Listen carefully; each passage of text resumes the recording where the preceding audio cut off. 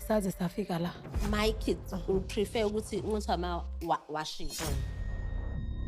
Wathi ungaboniswa intombi but intombi lotsholwe sewubonile.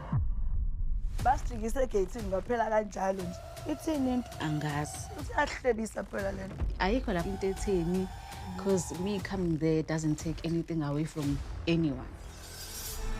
Ngicela amakhosikazi kababakhe asho into engimlimaze ngayo.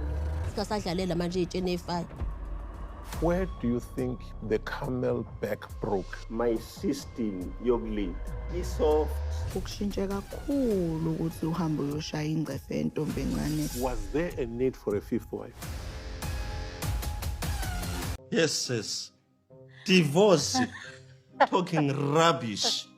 I existed thina. For me, I feel like umzele kuhlala phansi nabafazi bakhe bakhuluma nabo ukuthi ucela bangamshiyi behind the scenes because every wife lana unimele but usahleli nomseleko. They asked uMangwabe ukuthi yini ayithandayo ngomseleko and she answered ukuthi uyamthanda as a person but sebanimazene kakhulu for years and I think naye sekahleleli ukuthi unabantwana nomseleko nokuthi umseleko uyamforce ukuthi angahambi. That's what I think. And then uMacele responded ku-diary session ukuthi kanti usahleleleni. And last time ku-diary session kaMangwabe was like, ngihlelele nokuthi abakwacele bele bathi kimi abahambayo. So sala siyincenga.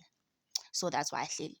And then uBaba Ndabe wabuza uMusa question and then uMusa wa-answera wathi yena i-leadership yakhe is soft. He had to let abafazi bakhe belokhu busy bemcontroller over the years bengafuni ukuthi athathe wife number 5 and ekugcineni ugcine amthathile. And then uMakhumalo wambheka straight nje ku-diary session washo ukuthi engathi nje into ka number 5 yiwe kwenza ukuthi uhambe kangaka and iyamshintsha, which is uMusa wakhe washo vele ukuthi uMakhwela umenze afile young. He's 50 but he feels young when he's around uMakhwela. Hey guys, indaba zabantu. uMacele weza yena guys wathi yena amakhosikazi kababakhe shouldn't mess around ne-plate eliphukayo, so umuntu onenkinga naye akabeke inkinga phezu kwetafula.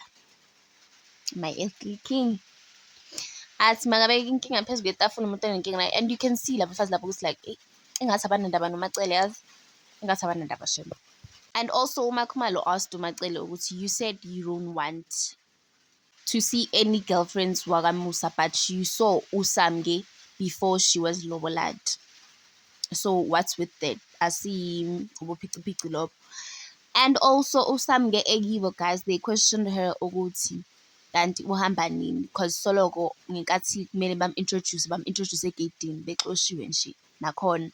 And I understand ukuthi why asahleli lento iyabahlelisa.